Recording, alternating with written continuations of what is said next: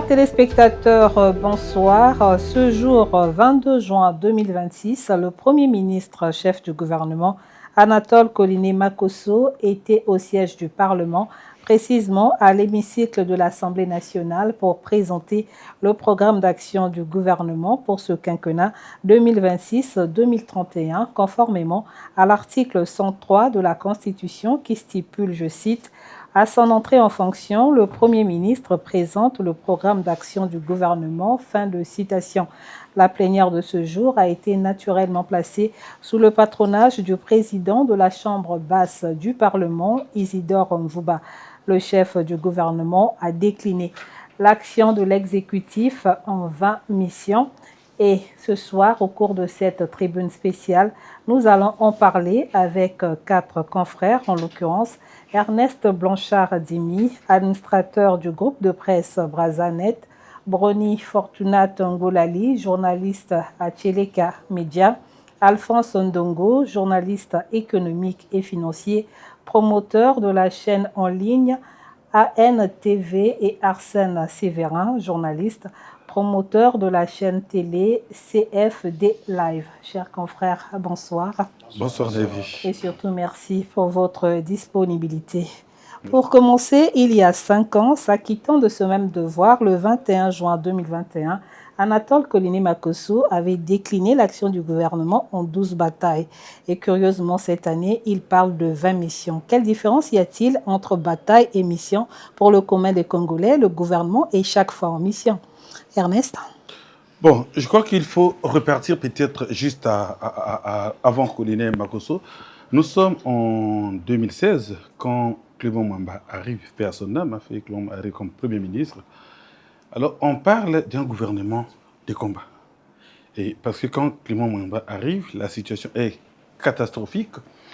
Tous les indicateurs sont au rouge. Alors, il fallait donc s'armer d'un certain courage, d'une certaine étoffe. Il fallait donc un économiste, un érudit de l'économie à la tête de ce gouvernement pour essayer un peu de stabiliser au moins, sinon de reconquérir l'essentiel avant d'engager ce qu'on va appeler les 12 batailles de Koliné Makosso. C'était Koliné Makosso 1, le premier gouvernement de Koliné Makosso. Alors, arrive donc Koliné Makosso qui se place dans la continuité, sinon dans la continuation de ce qui a été amorcé sous Clément Mwamba, mais cette fois-ci avec 12 combats bien précis, c'est-à-dire des combats sectoriels bien précis. Les combats, il faut les prendre sous l'angle des batailles, c'est-à-dire des grands défis de manière groupée, alors, auxquels devrait faire face le gouvernement pour stabiliser davantage, parce que là aussi, les indicateurs étaient toujours au rouge, et on les prend donc sous l'angle des combats qu'il fallait mener de manière groupée. Et ces combats, ils les ont menés pendant les 5 ans qui sont partis de 2021 à 2026. Et cette fois-ci, oui, en 2026, donc de 2026 à 2031, voyons qu'ils sont partis, le gouvernement ou le Congo est parti de la récession à la résilience. Et comme il faut partir maintenant de la résilience à la relance, alors il fallait des missions. Les missions, ça paraît ici comme des objectifs bien précis, des objectifs chronométrés, sectoriels, moins groupés, comme par rapport au combat. Les missions, vous les avez comptées, on les a comptées avec le Premier ministre, elles sont 20 au total. Alors, il s'agit donc des objectifs spécifiques qui prennent presque de manière technique, sinon spécifique, permettez-moi la tautologie, des départements ministériels ou des besoins des populations. Vous avez par exemple une mission qui est relative aux ressources financières du pays, à la ressource publique, à l'argent. Vous avez les objectifs liés, par exemple, à la situation de l'accès à l'eau et à l'électricité. Donc, la différence se situe à ce niveau. Là-bas, c'est des batailles plus ou moins groupées. Ici, c'est des thèmes ou des éléments bien précis qui sont plus sectoriels et moins groupés que lorsque nous étions en 2016 Alors, ou 2021. Partagez-vous le même avis? Ou peut-être pas pour répéter les mêmes mots, mais peut-être pour dire différemment les choses. Je crois qu'en très peu de mots, on peut dire, lorsque le Premier ministre Anatole Koliné Makosso, en 2021, parle des 12 batailles, je crois peut-être, étant avant porte-parole, directeur de campagne adjoint, porte-parole du président de la République, qui connaissait donc le projet de société. Il a fait une déclaration déjà à Pointe-Noire, puisque c'est de là qu'il a été nommé. Il dit, on va restaurer l'autorité de l'État. Ça, c'est de lui quand même. Mais parce qu'il était dans le giron, donc il connaissait les problèmes, il connaissait les difficultés. Et donc, un peu comme pour régler les problèmes du pays en tant que Premier ministre, parce qu'on cherchait justement l'oiseau rare, l'homme qui pouvait apporter les solutions. Et donc, il a considéré tous les problèmes comme étant des batailles. Il les a constitués en 12 et il a proposé des solutions. Et on a vu à la fin du mandat, il a dit le bilan était plus ou moins positif, largement positif. Là, en 2026, on parle de mission.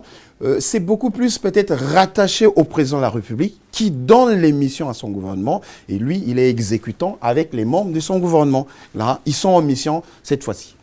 Mais ne perdons pas de vue que chaque fois, c'est le président qui nomme un Premier ministre, qui présente l'action du gouvernement, et cette action découle du programme de société à la base duquel le chef de l'État mais dans la rhétorique, il faut intégrer justement cette différence. Brony Fortunate, quelle différence faites-vous entre 12 batailles et 20 missions? Vous savez qu'en politique, les mots, on les choisit au hasard. Il y a toujours un message derrière chaque mot, derrière chaque phrase. Et si vous le comprenez très bien, je peux résumer donc bataille et mission. Quand on parle de bataille, en réalité, on veut dire qu'il faut résister aux crises. Parce qu'on est dans un contexte, les autres l'ont dit, très difficile, dans presque une situation apocalyptique. On n'a presque pas d'espoir. Tout était au rouge. Et donc, il fallait mettre en place une équipe ou encore une stratégie pour résister à cette crise-là. Mettre les réformes. Vous allez vous souvenir, quand le Premier ministre en 2021 présente les 12 batailles, il pose les conditions. Donc ce sont les conditions. Le Congo n'aura pas un avenir prospère si on ne fait pas ça, sans une population en bonne santé. Il pose les conditions pour permettre au pays de sortir de cette crise-là. Et cette fois-ci, nous sommes dans des objectifs. En réalité, on est, comme j'ai envie de dire, on part donc de la résistance aux crises, au changement du quotidien. Donc on va vers le changement du quotidien. On est maintenant dans les actions beaucoup plus précises où il vous dit nous allons finalement faire ça, nous allons faire ça, nous allons faire telle chose. Donc la différence à mon avis, ça se trouve à ce niveau. Résister aux crises, la situation était difficile et là maintenant on s'engage réellement à changer parce que quand on regarde un peu la situation macroéconomique par rapport à hier, le Premier ministre l'a rappelé dans ses chiffres. Déjà, quand on regarde les chiffres, aujourd'hui, le budget en 2021 est autour de 1887 par là. Aujourd'hui, nous sommes à 2550, donc en 2026. Vous avez constaté quand même que les choses ont beaucoup évolué. Et même quand on parle de la dette hier, mais c'était compliqué. Aujourd'hui, on est parti donc de 2021 qui était autour je passe sous le contrôle d'Alphonse Dongo, qui était autour de 111,11% de dette. Nous sommes aujourd'hui, selon le gouvernement 92, le Premier ministre l'a rappelé, et selon le FMI 87%. Donc, on a sur les chiffres, sur papier, on va vers une stabilité économique et financière. Ça, c'est sur les chiffres. Et c'est pour cela que finalement, par rapport à ces opportunités offertes aujourd'hui par la situation macroéconomique et financière, le Premier ministre pense finalement, sinon le Président de la République, mais qu'il faut maintenant poser les actions. Alphonse, bataille, mission. Alors, ce qu'il faut noter, c'est qu'il y a une corrélation entre la bataille et la mission. C'est vrai qu'on était dans une approche un peu holistique, où on parle de 12 batailles, mais il faut voir ça sur un plan un peu plus global. Il s'agissait, n'est-ce pas, dans le cadre de la bataille, c'est justement être dans la résilience.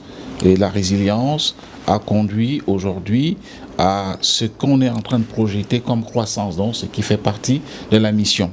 Donc la bataille, on peut dire, de la résilience a été gagnée. Sur le plan économique, on peut de manière linéaire lire. On était dans un taux de croissance de moins de 6% en 2020, et puis on passe un peu en 2021 toujours à moins 1,14%, et puis une évolution 3%, 3,6%, et Aujourd'hui, on est dans une projection de croissance, sinon il faut parler d'émissions, qui devrait se situer pratiquement à 5,5%. Même là encore, une petite discussion sur le plan statistique, parce que le Comité national économique financier, lui, il projette 5,3%, tandis que dans le discours du Premier ministre, on parle de 5,5%. Donc, on peut dire qu'il y a quand même, de manière cohérente, n'est-ce pas, le fait qu'on parle des batailles, même si au départ on parlait de 12 batailles, mais moi je vois les choses sur le plan un tout petit peu global. C'est-à-dire qu'un pays qui a des indicateurs qui sont au rouge, les indicateurs macroéconomiques, les agrégats, comme l'ont dit mes confrères, étaient au rouge. Et on a pu relever la pente pour se situer donc dans cette première bataille gagnée, la bataille de la résilience. Et maintenant, on est dans une approche qui nous conduit à parler dans les mois, dans les années à venir, de relance économique avec les taux de croissance qui sont projetés. On était aussi, il faut le reconnaître, s'il faut parler de l'endettement pour ne pas dire la même chose, on était quand même à un taux d'endettement du PIB qui était de 111,1%. Donc largement au-dessus, n'est-ce pas, de critères de convergence dans la zone CEMAC qui ne voudraient pas que ça excède 70%.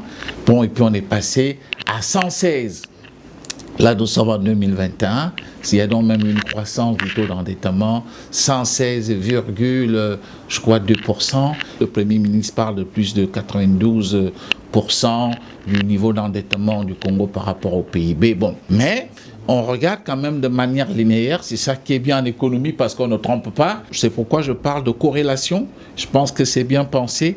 Le gouvernement a 5 ans pour réaliser ses 20 missions et les 20 missions ne sont réalisables que si les fonds sont disponibles. Aussi, la première mission énoncée par le Premier ministre chef du gouvernement est bien la mobilisation des ressources financières publiques additionnelles à travers, entre autres, la réforme de la fiscalité, la mobilisation des financements innovants, la valorisation des ressources naturelles et un possible recours au FMI. Qu'en pensez-vous, Arsène? Il faut aller vers des réformes fiscalo-douanières et le Premier ministre espère avoir jusqu'à 5 000 milliards par année pour les recettes dans ce secteur, donc des impôts et d'autres taxes.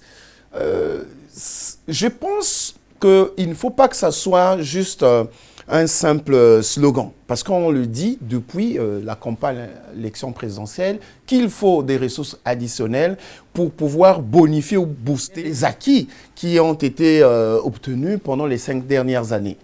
Les financements innovants, peut-être avec les partenaires publics et privés, là aussi, les partenaires internationaux, multilatéraux qui vont arriver dans le pays ont besoin d'un certain nombre de garanties. Et c'est ces garanties qui dépendent de notre comportement vis-à-vis de l'argent dans la gestion de la finance publique. Les choix de la dépense et tout ça, ça dépend justement de ce que les gestionnaires publics, de ce que même les consommateurs vont afficher comme comportement. Aujourd'hui, j'apprends par exemple que des partenaires internationaux veulent venir investir dans le secteur de l'électricité, mais tant que les réformes sur la Société nationale de distribution d'électricité n'ont pas abouti, ben les gars, ils n'apporteront pas de l'argent. Ça, c'est des financements comme ça qu'on peut aller chercher à mener, mais il faut.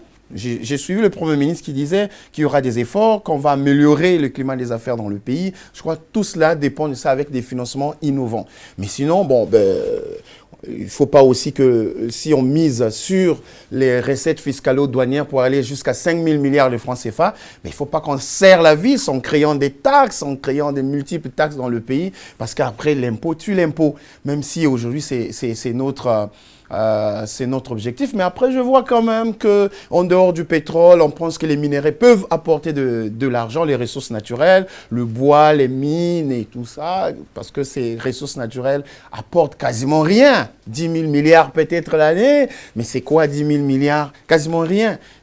Il faut peut-être beaucoup plus de rigueur et de discipline pour lever assez de financements dans ces secteurs, parce que les financements additionnels, on en a besoin. Fortunate. Oui, il faut savoir que c'est la promesse du président de la République dans son projet de société, hein, parce qu'il promet de lever à peu près 5 000 milliards chaque année. Mais avec déjà la création de quelques taxes, quand on regarde la loi de finances de 2026, il y a déjà à peu près 3 taxes qui sont créées, sinon plus. Vous avez la taxe sur les terminaux à SIM, vous avez la taxe sur la pollution, vous avez également la taxe sur la redevance sur les crédits carbone. Déjà pour permettre au gouvernement d'avoir cet argent.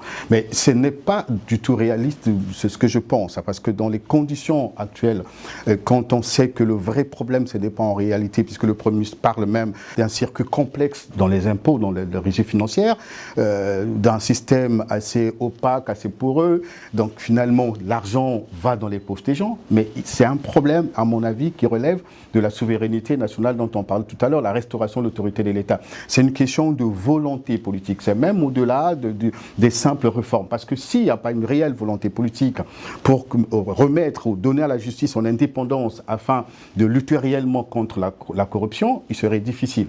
On peut aujourd'hui parler de la digitalisation. Je pense que ce n'est pas réalisable avec le budget actuel. Peut-être sur 5 ans à peu près. Ce n'est pas réalisable sur 5 ans. Ne pensez-vous pas que le fait que le Premier ministre en parle comme mission du gouvernement, que le gouvernement ne se soit pas donné les moyens de lutter efficacement contre les détournements de fonds? Regardez le budget actuel. Près de 1500 milliards de ce budget, près de 60% de ce budget va dans le fonctionnement de l'État. Et il est prévu encore que cette année, que l'État aille vers les créanciers pour emprunter à peu près 1240 milliards de francs CFA pour payer une dette annuelle, cette année, 1470 milliards, je pense. Et donc, vous constatez qu'il va manquer l'argent dans ce qu'on va emprunter. Qu'est-ce qu'on fait? L'excédent budgétaire qu'on devait garder pour régler d'autres problèmes du pays va donc se servir de rembourser les dettes. Donc, on n'a pratiquement plus rien dans le budget 2026 pour faire quoi que ce soit.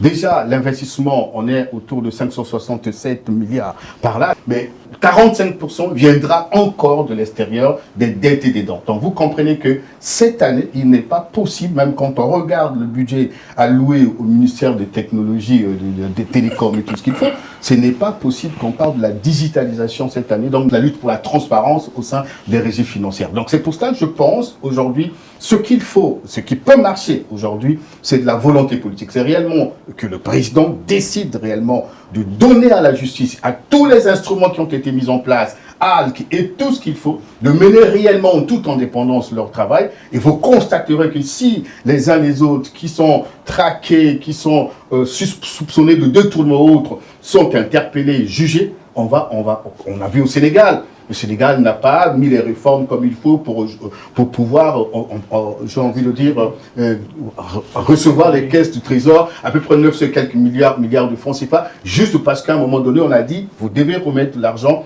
on doit traquer tout ce qui détourne. Donc, pour cette question aujourd'hui, la digitalisation, c'est ce qu'il faut, ça va s'imposer à nous, mais pour le moment, surtout 2026, c'est d'abord et avant tout la volonté politique. Alphonse, le gouvernement n'exclut pas un possible recours au FMI. Cela est-il nécessaire selon vous? Bon, c'est une question importante. Je sais que lorsqu'on parle du FMI, beaucoup de gens frémissent parce que le Fonds monétaire a souvent dans ses politiques proposé des solutions qui ne font pas toujours le bonheur des populations les plus démunies, c'est-à-dire les gains petits. Mais la situation qui est la nôtre aujourd'hui, il faut noter que nous sommes obligés de solliciter le Fonds monétaire international pour des raisons. Il y a d'abord sur le plan global, c'est-à-dire de la sous-région, tous les pays de la communauté économique et monétaire d'Afrique centrale sont obligés de solliciter le FMI, afin d'être sous programme. Pour des raisons tout à fait connues.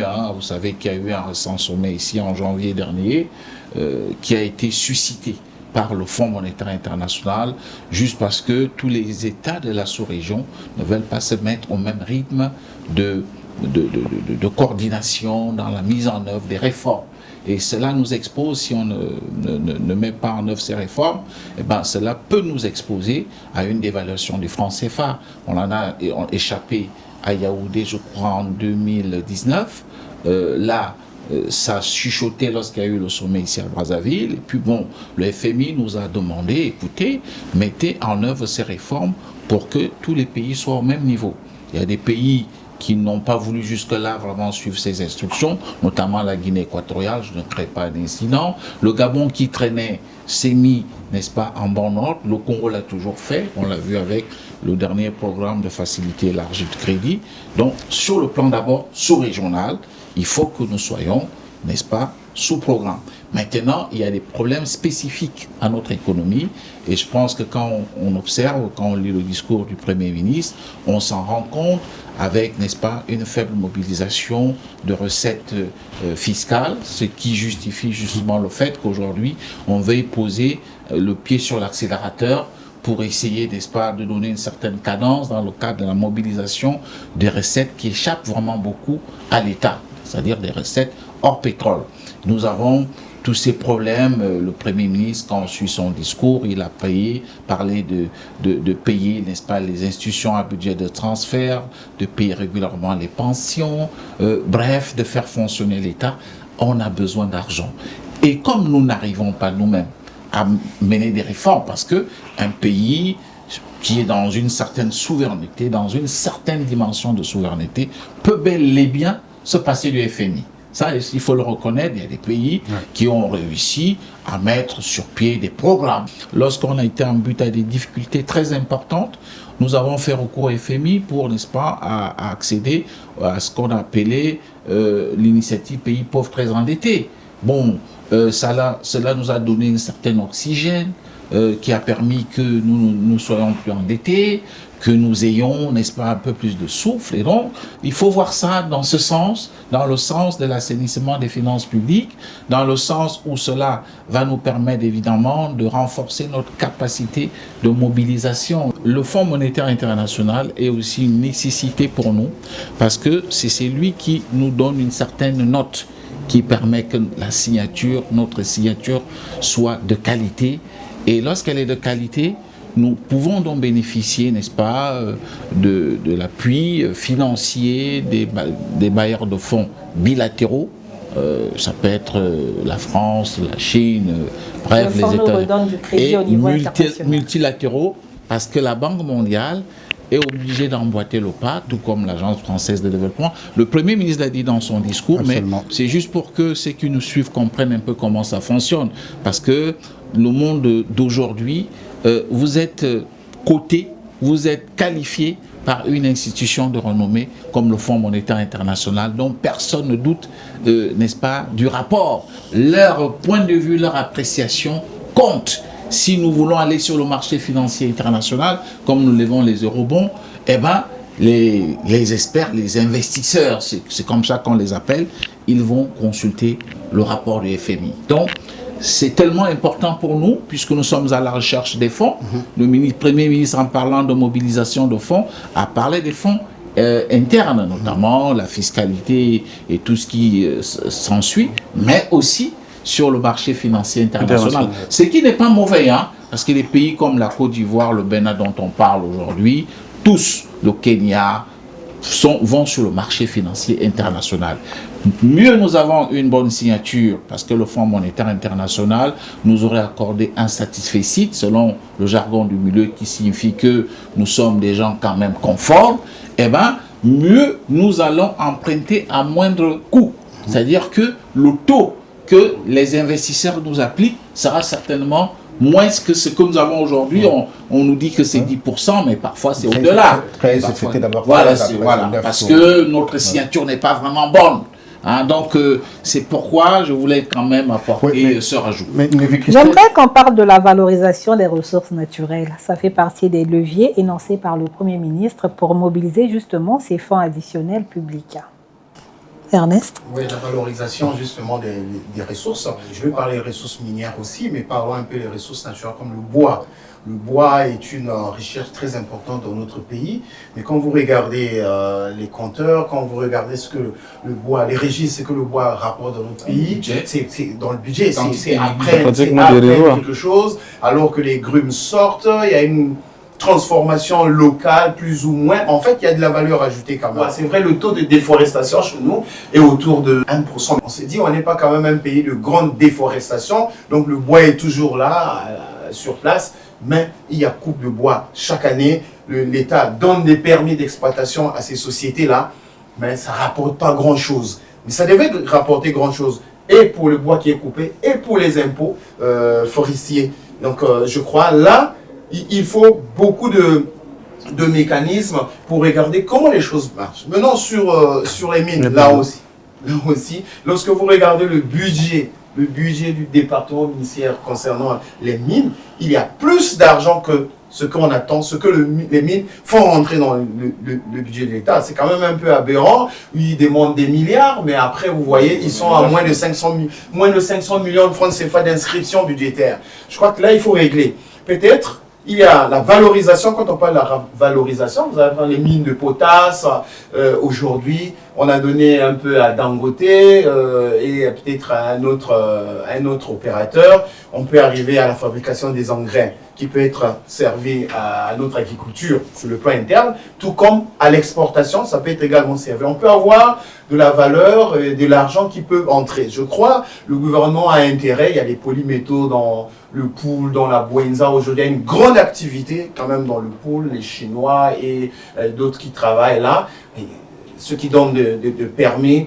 C'est une situation quand même assez paradoxale quand on voit qu'il y a une grande activité minière dans le pays, mais sur des inscriptions budgétaires, il n'y a pas assez d'argent. Le président de la République, en relançant les potasses de Mengo et un peu dans la zone de Pointe-Noire, on a parlé de ça, mais peut-être aussi des grandes mines dans les zones de Mayoko, dans les zones du Niari, forestier et tout ça. Je pense que si on met un peu de sérieux, puisque c'est de ça qu'il s'agit maintenant, on met un peu de sérieux, je crois les ressources naturelles quand même, en dehors du pétrole, vont valoriser. Et c'est là où on parle de la diversification de l'économie aussi. Le président de la République vient de promulguer un nouveau code minier qui octroie beaucoup plus d'avantages à l'État congolais. Oui, mais après, je pense qu'à mon avis, la valorisation de ce secteur passera, à mon avis, par la transformation locale. Alors, si là, un État qui exporte tout sans rien transformer, doit s'attendre à ce que son économie reste précaire. Donc aujourd'hui, il faut que le gouvernement... Déjà, les intentions sont bonnes. La vision qu'a présentée le Premier ministre aujourd'hui, on comprend, comme il en a fait il y a 5 ans ou 6 ans, que si nous ne faisons pas ça, on va pas atteindre tel objectif. Donc aujourd'hui, les intentions sont bonnes, les projets présentés sont réellement les projets, si l'État, le gouvernement réussit à les mettre en œuvre, pourrait, à mon avis, conduire le pays vers ce qu'on veut réellement. Mais le problème, c'est qu'il faut mettre en place des réels mécanismes pour transformer le local. Il en parle d'ailleurs dans son discours, il en parle, il faut valoriser le local, il faut voir comment le transformer. Si on ne peut pas, on continue à exporter le pétrole brut et importer le produit fini qui nous coûte encore beaucoup plus cher, nous donnons du travail, on crée les emplois à l'extérieur pour les autres, mais pas pour nous. Et si on continue, nous, alors qu'il est exigé de transformer le bois sur place, et si on ne peut pas ouvrir les industries, les écoles de formation à travers donc, les zones où nous avons des forêts et tout ce qu'il faut, comme les Fondo, Isso et même dans le Kulou, on ne peut pas espérer se développer si rien n'est fait sur place. Donc la valorisation passe aussi par la transformation au niveau local. Et si nous arrivons à transformer notre bois et qu'on commence à tout fabriquer sur place, vous allez vous rendre compte que tout ce qui est meubles et tout ce qui va coûter moins cher pour la population. Si on produit et on transforme le pétrole sur place, nous n'attendrons pas que le pétrole vienne de l'extérieur, le produit fini. Nous n'attendrons pas à importer le gaz, vous savez. Aujourd'hui, le plus grand combat, à mon avis, c'est lutter contre la corruption pour avoir beaucoup d'argent, transformer le local pour donner plus d'emplois au niveau local, parce qu'aujourd'hui, la dette intérieure est énorme, c'est plus que toutes les dettes, je pense que c'est cela. Et si on ne résout pas ce problème, si on s'endette que pour payer les dettes, et que si on ne s'endette pas pour financer l'investissement, financer le développement du pays, il ne faut pas s'attendre à ce que réellement qu'on sorte de cette crise.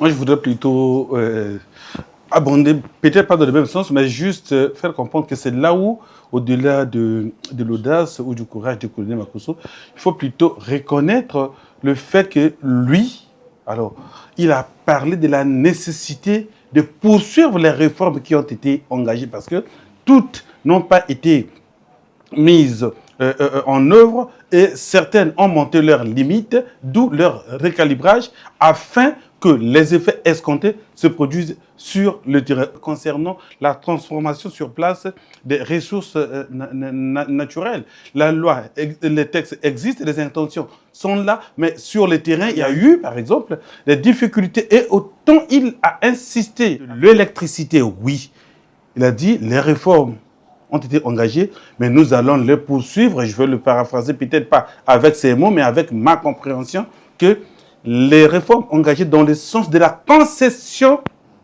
des barrages hydroélectriques vont s'exécuter et le gouvernement y tient. Et là, si réellement ça se tient et qu'il y a un changement, alors la question de l'industrialisation aurait trouvé donc un répondant. Voilà pourquoi je crois que tel que présenté, le programme d'action gouvernementale ne doit pas être pris dans un intervalle d'une année. C'est sûr.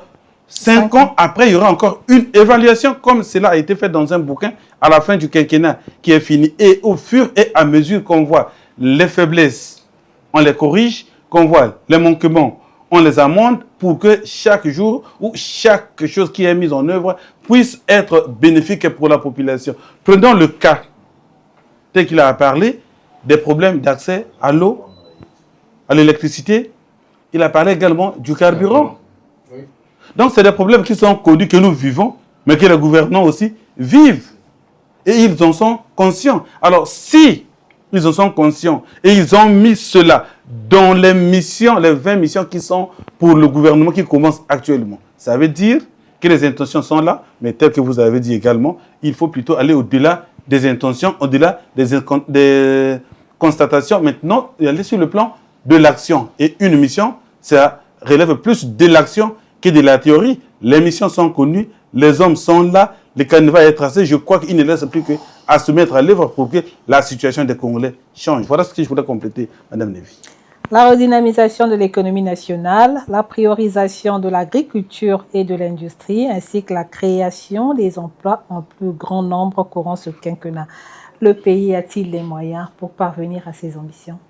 Oui, le pays peut se donner des moyens, on le lit à travers le plan d'action du gouvernement, même si parfois dans ces projections, on peut se demander est-ce que le gouvernement, en établissant un taux de croissance à 5,5% par exemple pour cette année, est-ce que c'est vrai ?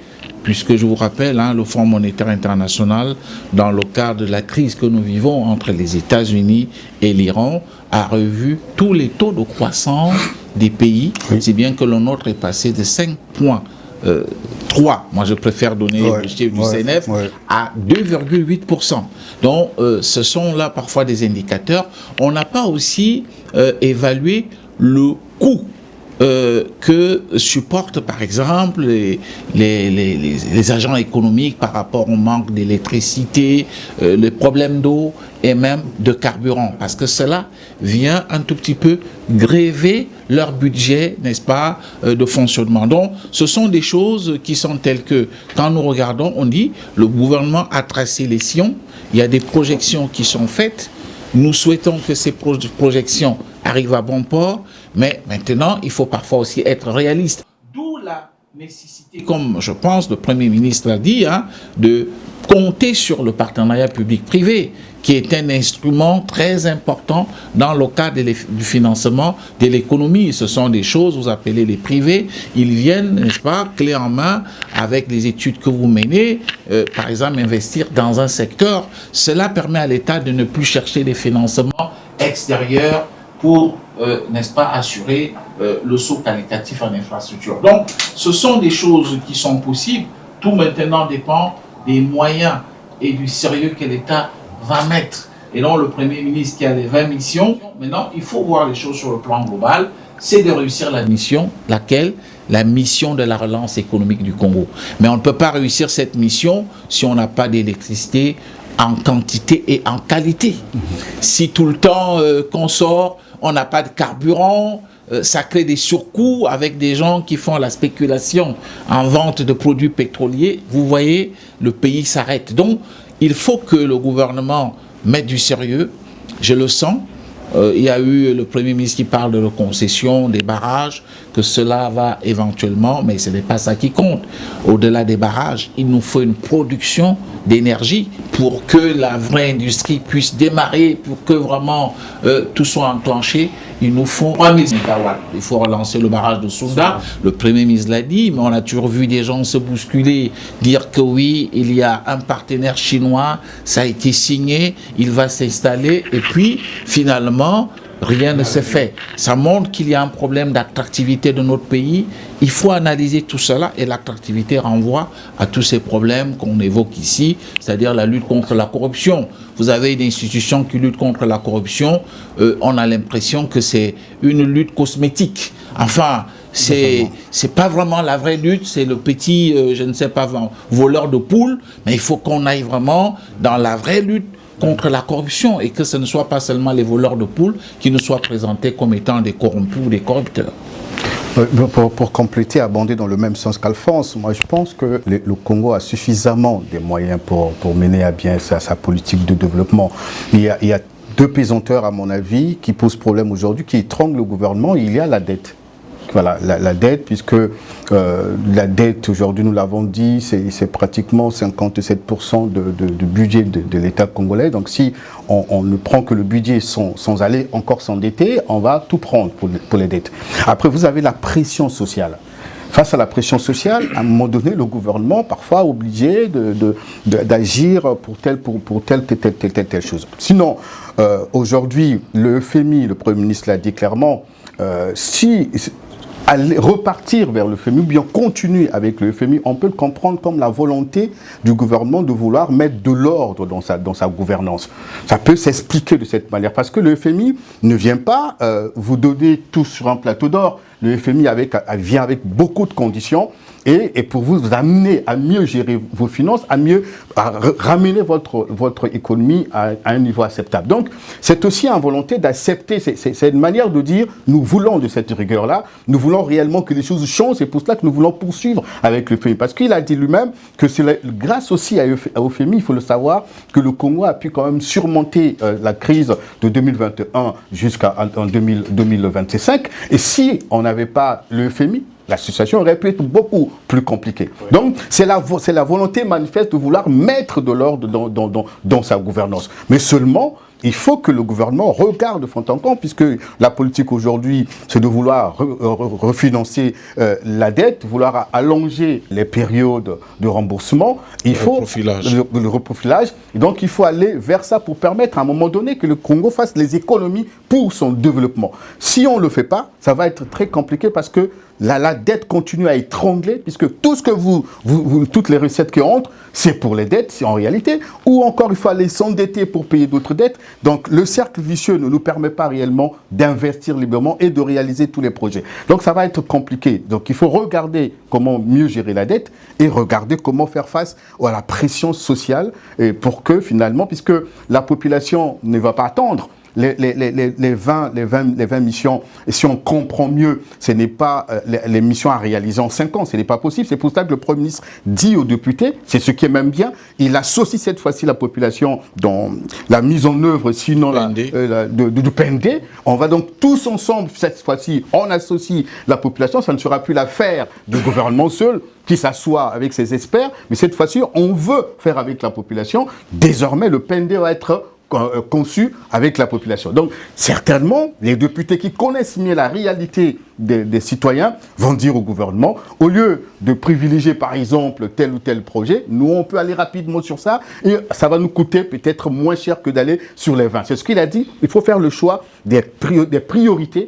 Parce que souvent, on confond l'urgence avec priorité avec l'urgence. On peut être dans l'urgence, mais ce n'est pas une priorité. C'est quand on peut être dans la priorité, mais ce n'est pas une urgence. Mais le Premier ministre veut finalement qu'on aille sur les vrais projets. Donc, parmi les 20 missions, il y aura certainement des projets ciblés qui vont réellement toucher le cœur de la population pour aider le pays à sortir de ce marasme. Mais pour la dette, il faut noter que la dette avec les traders est en train d'aller vers la fin. Donc, je pense qu'il y aura des ressources qui vont certainement provenir. D'accord. Parmi les 20 missions, il y a l'amplification de l'aménagement du territoire, la dynamisation de la diplomatie économique, l'intégration économique régionale et sous-régionale, ainsi que le développement intérieur et l'intégration économique. Bon, je crois qu'il faut déjà prendre cette mission comme l'une de celles qui sont déjà amorcées. Nous avons vu l'accord signé entre le vice-premier ministre Jean-Jacques Bouya et le vice-premier ministre de la RDC Jean-Pierre Mbouba sur, par exemple, un programme d'intégration régionale et qui développe aussi le plan route rail. Alors, on nous parle également de la réhabilitation du chemin de fer Congo-Sillon. On se souvient, je crois que c'était le 27 février ou le 26 février dernier ici. Alors, nous avons donc des projets comme ça, dont certains sont déjà en cours d'exécution, d'autres sont encore à l'étude ou avancent encore vers leur réalisation. Alors, mais on peut ajouter également le lancement des travaux du corridor 13. Effectivement, tout cela pris dans le lot. Alors, il faut prendre ça également comme une ambition plus déterminée ou déterminante dans la mesure où c'est tout un département ministériel confié à un vice-premier ministre qui s'en occupe, c'est Georges Bouya, qui est chargé de l'aménagement du territoire, des infrastructures, tout ça. Alors, on voit que c'est comme un nouvel élan qui est pris, mais est-ce que, tel que c'est pris, les moyens sont disponibles? Et c'est ça la grande bataille. Fortuna l'a dit au début ici, c'est le PND. Le PND arrivera à la fin. Or, dans le PND, on aurait pu savoir que ce projet, on va le réaliser avec tel moyen, ça va nous coûter tant et sur telle période, ça va nous 2027-2031 qui va arriver là. Voilà, mais c'est ça. Ça va plus que la présentation du programme s'est faite avant le PND. Donc c'est juste cela. Mais en gros, il faut reconnaître que la volonté est là, les projets sont là et la détermination également est là. On croit que les moyens sont également là pour que ce qui est prévu de manière globale dans le programme qui est présenté se réalise finalement au-delà, on va dire ici, de la détermination. Donc c'est juste peut-être un problème de moyens et puis de reprofilage aussi de certains projets qui pourraient se poser. Mais en tout cas, je crois que ça ne devait pas trop poser le problème, même si on a des projets qui peuvent aller sur 5 ans, au-delà de 5 ans, mais quand on aura déjà amorcé, atteint certains seuils, on aura donné l'espoir, on aura rassuré les opérateurs, on aura rassuré également les partenaires, on aura rassuré aussi d'autres investisseurs. Mais tant que ça ne démarre pas, je crois que ça pourra encore nous ramener dans quelques incertitudes. Donc, en conclusion, au-delà de ce qui est énoncé, au-delà de ce qui est amorcé, au-delà du courage et de la vérité que le Premier ministre a fait preuve devant la représentation nationale, il faut plutôt les moyens. Les zones économiques spéciales ont été initiées avec 3 objectifs. Oui. Diversifier l'économie, accélérer l'industrialisation et créer des emplois. Oui, créer de l'emploi, c'est vague, quoi. C'est-à-dire qu'en 2000, au mandat passé, le Premier ministre nous a dit qu'il va créer 100 000 emplois. On peut évaluer, vous voyez, il y a certains indicateurs, plus les objectifs. Et là également, si on nous dit, on a tel indicateur, mais le Premier ministre a déjà répondu à la question, bien sûr. Il a dit, quand le PND va arriver, tout sera dans le PND. Voilà. Donc, tout sera dans le PND. Et la façon aujourd'hui, il dit qu'il faut regarder, repenser la façon d'adoption du PND. Moi, on l'a fait avec le DCRP, par exemple. Les DCRP, c'est discuter dans les districts, ensuite dans les quartiers, et ça arrivait dans les préfectures. Mais depuis un moment, les intellectuels, les élus ont pris en otage ce processus d'adoption du PND. Et on a un PND qui arrive, 40% d'argent que les finances publiques vont donc être financées par les finances publiques et 60% du PND par les partenaires étrangers. Et là encore, il faut être sûr que... Mais pour mobiliser 60% des financements qui viendront de l'étranger. Mais pour parler des emplois, le gouvernement cette année a prévu quand même recruter les gens dans le ministère de l'enseignement, la santé également. Je crois que c'est aussi un peu dans les forces de notre... Il y a un budget... J'en viens. Par la fonction publique. J'en viens. Je dis quand même que jusqu'aujourd'hui, il y a... Non, j'en viens. Laisse-moi d'abord évoluer. Je suis en train de donner l'information que déjà pour la fonction publique cette année, il y a 5 milliards qui a été prévu pour recruter. Mais le problème, c'est qu'on ne peut pas parler de la création d'emplois si l'État congolais continue à devoir de l'argent aux entreprises locales. Parce que ces entreprises locales, pour la plupart, sont asphyxiées financièrement, plusieurs ont fermé et d'autres ont licencié. La création d'emplois, c'est le secteur privé. Voilà, donc il faut payer les dettes, il faut injecter de l'argent dans le secteur privé pour permettre à ce secteur de recruter, de créer les emplois. Et de recruter. Voilà. Et donc, si aujourd'hui l'État continue d'asphyxier, malgré le gouvernement, continue d'asphyxier ce secteur, quel que soit déjà quand vous constatez les 5 milliards pour le recrutement de la fonction publique ne représentent plus rien, et le président l'avait déjà annoncé qu'il n'y a plus de postes au niveau de la fonction publique, donc il faut aller vers le secteur privé, il faut aller vers, j'ai envie de dire, le secteur informel, voir comment la formaliser, le formaliser et l'amener finalement au niveau qu'il faut. Si on ne fait pas ça, si on est, le gouvernement congolais, pour ne pas parler de la République du Congo, sur papier, c'est le meilleur élève.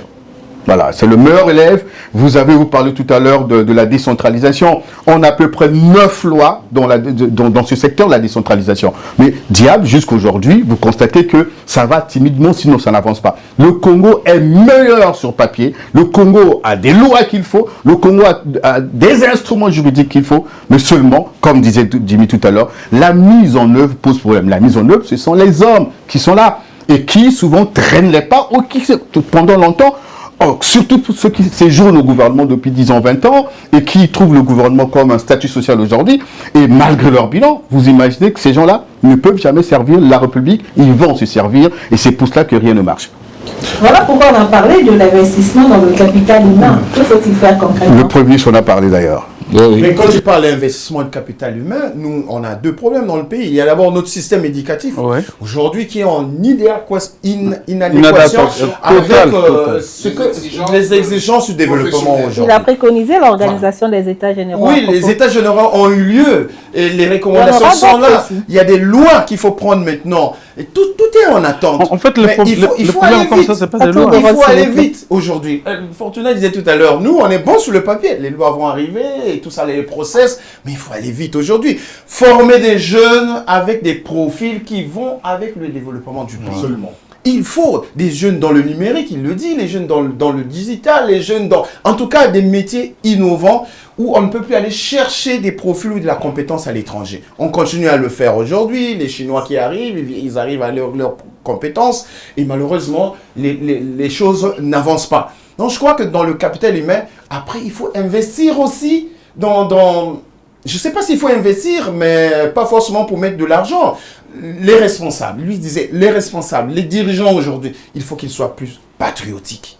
Hein, on a des gens qui ne pensent qu'à eux-mêmes aujourd'hui dans ce pays. Ils ne pensent qu'à eux-mêmes. Il est ministre, lui et sa famille, bien sûr. Lui et sa famille, et puis bon, voilà, c'est leur affaire. Et tous ces jeunes-là qui représentent aujourd'hui plus de 65% de la population. Alors, qu'est-ce qu'ils vont devenir? Les générations futures dont on parle. Il faut éduquer le capital humain. Nous avons comme ça des ministères qui ont été créés dans ce cadre. Il faut qu'ils fassent leur travail. Il faut qu'il y ait de l'impact dans la mission confiée à ces ministères-là. Le capital humain, c'est tout ça. L'investissement dans le capital humain. Le capital humain, c'est un vaste chantier. Il ne s'agit pas seulement des recrutements qui sont opérés. Il faut repenser le système éducatif congolais. Si c'est ce que nous voyons avec des gens qui passent avec cette fort, avec des gens qui monnaient des notes, avec des notes sexuellement transmissibles, désolé de le dire, avec tout ce qu'il y a comme faiblesse dans notre système éducatif, je pense que ceux qui n'ont pas d'argent dans ce pays aujourd'hui mettent leurs enfants où? Dans le système éducatif public. Alors, il est dans des conditions lamentables. Ceux qui en ont un peu essaient de les mettre dans ce qu'on appelle les écoles privées. Même là aussi, beaucoup d'arnaques. Vous verrez qu'il y a des petits-enfants de 3 ans, 4 ans qui vont encore à l'école au moment où nous parlons. Oui. Pourtant, il fait froid, tout simplement, parce qu'il y a des gens pour arrêter cela, le ministre de l'Enseignement avait interdit. L'année scolaire s'est achevée la semaine dernière. Il s'agit de faire payer le moyen de... Qui se paye d'ailleurs à la rentrée scolaire. Avec aussi une école, un système éducatif où vous avez 2 rentrées scolaires. Vous avez les privés qui font semblant de ne pas mettre la tenue, leur rentrée c'est en septembre, et puis le système public c'est en octobre. Ça se passe au-dessus de tout le monde. On voit comment il y a des incompétences criantes dans certaines administrations. Là, on parle de mobilisation de ressources au niveau des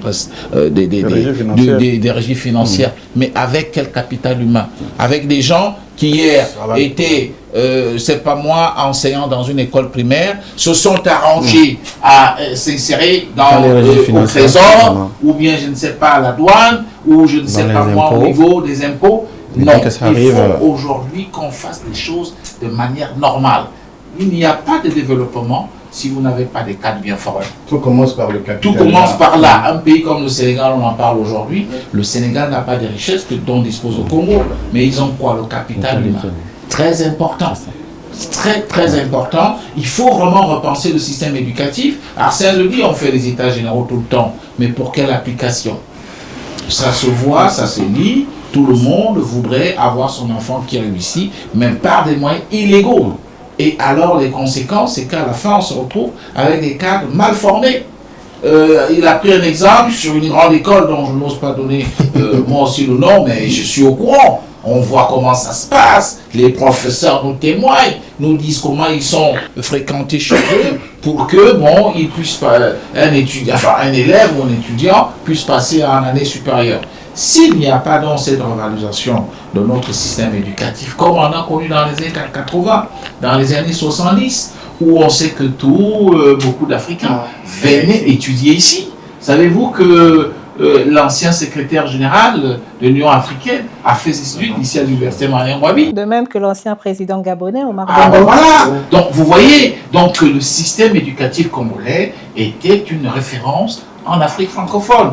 Aujourd'hui, lorsque vous entendez parler quelqu'un qui est nanti d'un parchemin académique obtenu dans des conditions frauduleuses chez nous, vous avez l'impression que vous causez avec un élève qui n'a eu que son certificat d'études primaires. Donc il faut vraiment que l'on mette, si on veut vraiment que nous puissions aussi nous redresser, ce n'est pas seulement parler des finances. Ce n'est pas seulement parler par le capital humain. Il faut le capital humain. Tout commence par le capital humain. Tout commence par le développement. 19. Pratiquer l'éducation civique, le patriotisme et le vivre ensemble. C'est ce qu'on dit, c'est le capital humain, toujours, parce que là, vous constatez que quand on parle de l'éducation civique, c'est certainement vouloir produire et créer des patriotes. C'est ce qu'on disait tout à l'heure, des vrais citoyens. Mais tout passe par là. On se souvient quand on était encore à l'école primaire, puisque à nos âges, à l'école primaire, c'était encore la bonne école. On vous disait qu'il ne faut pas griffonner sur les murs, il ne faut pas prendre le bien d'autrui. Et c'est des choses que vous avez inculquées. Voilà, c'est ça. Mais si vous n'avez pas formé culturellement les citoyens, vous n'avez pas formé les citoyens appelés à servir l'État, à vivre que pour leur propre pays, n'attendez pas finalement qu'un jour, par un coup de bâton magique, les choses changent. Nous avons quel type de citoyens dans ce pays? Culturellement, quelle est notre identité culturelle? Comment peut-on aujourd'hui distinguer un Congolais à l'extérieur ou même chez nous-mêmes? Ce qui nous caractérise aujourd'hui, quelles sont les valeurs qui nous caractérisent? Ce qui nous caractérise aujourd'hui, quand on parle du Congo, on voit la corruption. Quand on parle du Congo, on voit la tricherie au niveau légal. Quand on parle du Congo, on voit l'achat de diplômes à gauche à droite. Quand on parle du Congo, on parle de la pauvreté. Donc vous constatez qu'on n'a pas réussi, après les guerres, puisque finalement tout a été détruit depuis 97 à peu près, sinon on va bien avant 93 par là, mais on n'a pas réussi à reconstruire le Congolais. Or, tout développement passe par d'abord le capital humain. Si aujourd'hui, avec un monde qui évolue très vite, quelle est aujourd'hui la planification de la formation du gouvernement? Cette année, on attend combien d'ingénieurs dans tel domaine? Est-ce qu'en 2027, on aura combien d'ingénieurs? Aujourd'hui, il faut digitaliser. Mais on a formé combien d'ingénieurs pour ça, qui vont demain occuper les marchés dans le numérique? Le Congo, le gouvernement a envoyé les jeunes aller se former à Cuba, mais sans une planification. Ils entrent au pays, ils traînent, plusieurs traînent, ils n'ont pas de travail jusqu'à aujourd'hui. Ça veut dire que en prévision des hôpitaux généraux. Oui, mais écoutez, donc la planification, le problème de planification, les autres qui l'ont compris, chaque année, ils forment par rapport aux besoins locaux. Nous aurons peut-être besoin de 10 000 médecins dans 20 ans. Nous aurons besoin de 10 000 ingénieurs dans tel secteur. Il faut commencer à former pour que le Congo ne soit plus dépendant des autres. Sinon, vous constatez que même dans nos quartiers, on préfère appeler un expatrié, pour ne pas parler de chinois, pour venir construire alors qu'il y a des Congolais, parce qu'on pense que la main-d'œuvre locale n'est pas assez professionnelle par rapport à la main-d'œuvre extérieure. Et simplement parce qu'on n'a pas réussi à former à avoir un capital humain professionnel et adapté aux réalités locales. Vous avez quelque chose à ajouter là-dessus? Je crois que ça va. Ok. Toutes ces missions ne sont réalisables que si la paix est préservée l'unité nationale et la stabilité politique. Et cela constitue la 17e mission énoncée par le Premier ministre, chef du gouvernement aujourd'hui. Je pense que là-dessus, il n'y a plus de doute. Les Congolais ont compris qu'il faut vivre dans la paix, en dehors de quelques soubresauts qui peuvent arriver dans le pays. Et les acteurs politiques à qui on attribue souvent ces soubresauts ont compris également. Il y a très longtemps d'ailleurs qu'on a connu ce genre de choses, ce genre d'événements créés par des acteurs politiques. Tout le monde essaie d'être assez civilisé, hein, permettez-moi le terme, pour vivre ensemble, avoir son mandat, aller à l'Assemblée nationale ou aller dans les autres assemblées locales et travailler comme acteur politique. Mais après, s'il y a des couches à gauche et à droite qui résistent, qui pensent que le mouvement de la paix n'est pas entièrement revenu dans le pays, bon, les autorités doivent faire leur travail. Là, je parle à la fois de l'insécurité qui développe dans les centres urbains, Brazzaville, Pointe-Noire, Dolisie et un peu ailleurs. Et là, on voit qu'il y a un vrai mouvement du côté des forces de sécurité qui sont en train de tasser le banditisme qui était assez croissant et assez inquiétant dans le pays.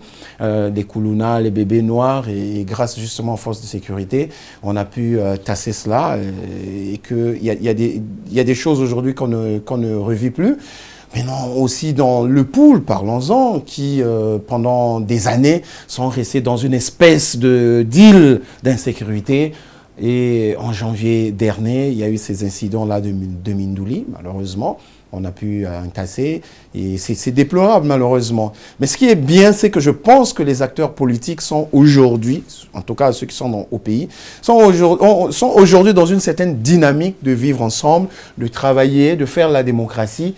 Maintenant, il faut que chacun joue son rôle, évidemment. Sans paix, la paix, le manque de paix, c'est-à-dire le crépitement des armes, le bombardement et tout ça, ça nous a démontré dans ce pays qu'on a perdu, on a régressé, même sur le plan humain, on en parlait tout à l'heure, même sur le plan humain, on a tout perdu. Vous avez des enfants pendant les années qui sont restés dans le pool, 10 ans, 15 ans, il ne sait pas ce que c'est l'école. Il n'a connu que le bruit des armes, il n'a connu que le banditisme et il veut construire sa vie sur le banditisme. Il faut qu'on arrête maintenant avec ça. Il faut civiliser des pans de notre culture, des pans de nos générations, plutôt de nos districts, de nos villages, de nos cultures, pour aller vers ce vivre ensemble-là. Le vivre ensemble, c'est pas seulement les hommes politiques qui se tiennent la main, qui se disent, bon voilà, on peut prendre le champagne ensemble et tout, mais il faut penser aussi à l'arrière-pays, penser à ces populations-là qui ont enduré pendant des années les difficultés, l'absence de la paix.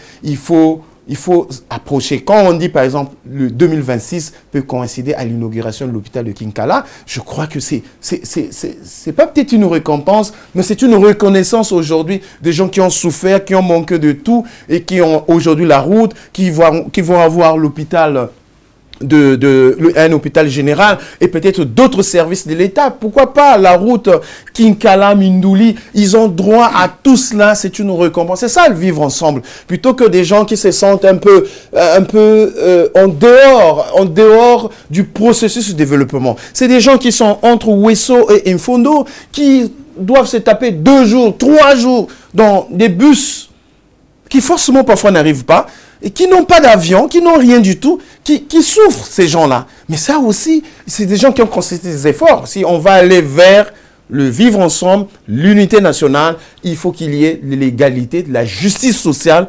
repartir la recherche, les ressources nationales à tout le monde de façon équitable. Ernest Timi, un mot sur la préservation de la paix, le vivre ensemble. Bon, moi je crois que de plus en plus, la paix chez nous, on a compris tous que généralement, elle est perturbée par une instigation des hommes politiques. Et dès lors que ceux qui semblent être à la manœuvre semblent avoir compris, je crois que si ce n'était que des citoyens, oui, il y a juste des petites histoires de banditisme urbain et autres, et que la police ou l'armée peut mettre fin, sans trop de difficultés.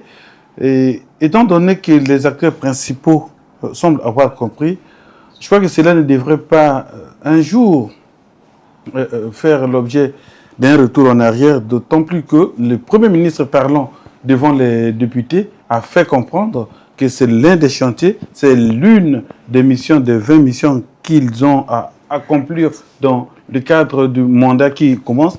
Donc, autant d'éléments qui devraient rassurer davantage non seulement la pérennisation de la paix, mais également la stabilité et puis la confiance des investisseurs, la confiance des citoyens et puis le rayonnement du Congo au niveau tant national qu'international. Un dernier tour de table pour que vous nous disiez ce que vous avez retenu, qu'est-ce que le peuple peut retenir de cette présentation de l'action du gouvernement faite aujourd'hui par le Premier ministre conformément à la Constitution. Je commence par vous, Brony. Oui, vous l'avez dit, hein, c'est la Constitution qui l'oblige, il a respecté.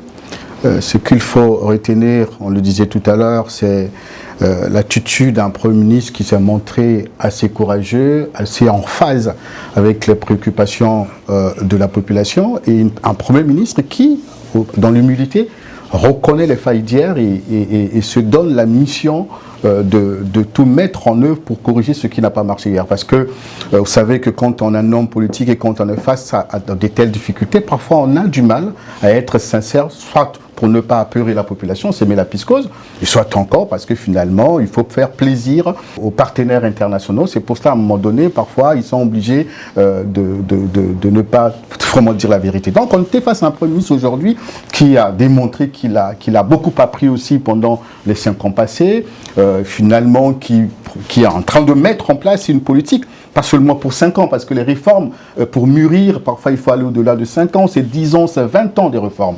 Mais simplement, il a dit clairement qu'il faut mettre en place des projets prioritaires, mais pas trop de projets, parce qu'avec la santé financière du Congo qui est encore beaucoup plus fragile, il faut donc éviter d'avoir trop de projets pour être incapable de réaliser. Donc on est dans cette optique-là. Maintenant, pour ce qui concerne la paix, oui, il a bien fait de le rappeler. Parce que le président de la République le dit tout le temps, souvent ça paraît comme un simple slogan. La BAD aujourd'hui, la Banque africaine de développement qui a 64 ans aujourd'hui, jusqu'ici n'a pas pu réaliser ses objectifs, entre autres causes, l'instabilité institutionnelle. Il y a l'instabilité institutionnelle, il y a les crises à gauche et à droite, les conflits armés au niveau de l'Afrique. Donc si on veut réellement aller vers le développement, il faut préserver cette paix, on va dire, juridiquement parlant, mais il faut aussi aller vers une véritable paix sociale, la redistribution des richesses d'une manière équitable. Mais sinon, la paix en soi, le Congo aujourd'hui peut être fier de ne pas être dans l'instabilité, j'ai envie de dire, politique, même si on a constaté que l'absence des grands partis politiques à la dernière élection présidentielle. Sinon, je crois qu'il faut la préserver si réellement nous voulons aller vers l'avant. Alphonse, votre mot de la fin? La question que je me pose, c'est vouloir sortir du cadre où le programme national de développement doit être le fait de l'exécutif, pour l'amener, n'est-ce pas, au niveau des élus, au niveau de la chambre basse et de la chambre haute. Je peux me demander, est-ce que cela sera vraiment efficace? Parce que ceux qui sont aussi là-bas au niveau du Parlement, est-ce qu'ils ont les outils nécessaires pour pouvoir vraiment étoffer un véritable PND? Ça, c'est ma question. C'est un tout petit peu comme si vous demandez au peuple congolais de faire le classement de l'équipe nationale des Diables Rouges. Je pense que ceux qui n'ont pas l'expertise, chacun fera son classement et je crains que cela n'aboutisse parce que Arsène a évoqué le dérespect. On a vu qu'on a essayé, n'est-ce pas, d'attirer toutes les intelligences nécessaires, mais avec quel résultat? Donc je pense que le gouvernement doit prendre ses responsabilités en concordant, n'est-ce pas, un PND qui est adéquat. Si c'est lui qui a été présenté trop technique, il va falloir maintenant essayer de trouver le juste milieu pour que le Congo soit sur la voie de la relance. Oui, en conclusion, peut-être je retiendrai un mot que le Premier ministre a utilisé, c'est le mot de la continuité. La continuité qui s'est manifestée par la réélection du président de la République, 94,90%, et puis la continuité parce qu'il y a eu des acquis dans ce qu'il veut faire. C'est un grand mot. Le Premier ministre a insisté, il dit, on ne change pas de trajectoire, on reste sur la trajectoire. Je suis d'accord avec lui quand il s'agit des acquis, les efforts qui ont été faits, les gens ont été résilients dans ce pays, on a consenti beaucoup de choses, Mais là où je ne suis pas d'accord avec lui, si la trajectoire qui reste la même ou la continuité qui reste la même consiste à rester dans tout ce qu'on a dénoncé le long de cette émission, les antivaleurs, la corruption. Donc on veut avoir une action du gouvernement assez forte, assez rigoureuse pour lutter contre toutes ces antivaleurs, que ce soit en bande organisée, que ce soit en individu. Il faut que le gouvernement qui dispose de tous les moyens, la justice, la police, la gendarmerie, fasse son travail pour que les biens publics soient respectés et pour que enfin quand même, puisqu'on parle de la relance économique, que toutes ces balises-là soient assez visibles pour le Congolais lambda. Ernest Blanchard-Dini. Bon, moi, je crois qu'au-delà du rituel constitutionnel, il faut d'abord reconnaître que c'est un message de vérité, c'est un tableau réaliste qui a été peint, et il faut aussi reconnaître le courage d'avoir reconnu les limites, reconnu les limites observées dans la mise en œuvre du plan gouvernemental qui a été lancé le 21 juin 2021. Merci Ernest, merci Alphonse, merci Arsène, merci Bourri. Merci chers téléspectateurs, vous avez compris que nous sommes au terme de cette tribune spéciale organisée à la faveur de la présentation de l'action du gouvernement ce jour devant l'Assemblée nationale par le Premier ministre, chef du gouvernement, Anatole Koliné-Makosso, conformément à l'article 103 de la Constitution de notre pays. Encore une fois, merci et nous espérons avoir répondu à certaines de vos préoccupations. Bien sûr à vous. Prenez soin de vous et au revoir.